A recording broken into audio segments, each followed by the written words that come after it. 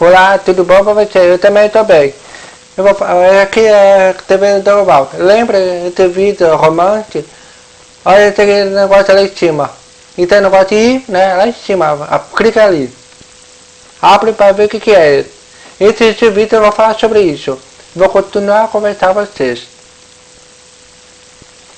Esse vídeo é muito bom mesmo. Sabe?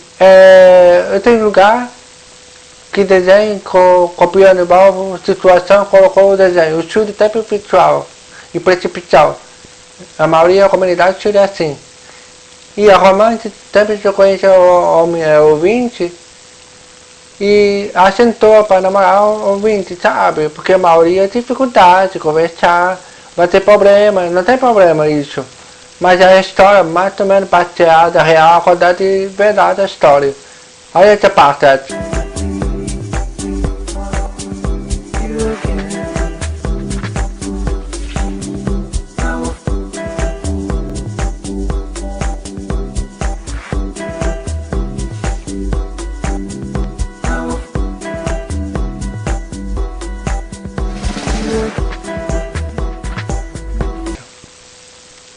Vai ter problema de discussão e também a bigode e a ficou percepção e então, na verdade não pode fazer isso assim, né?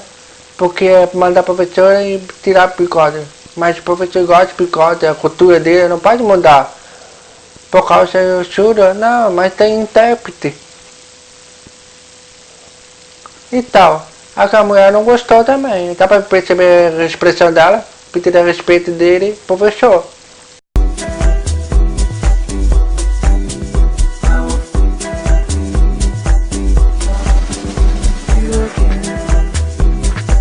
Gosta de bigode, assim o jeito dele.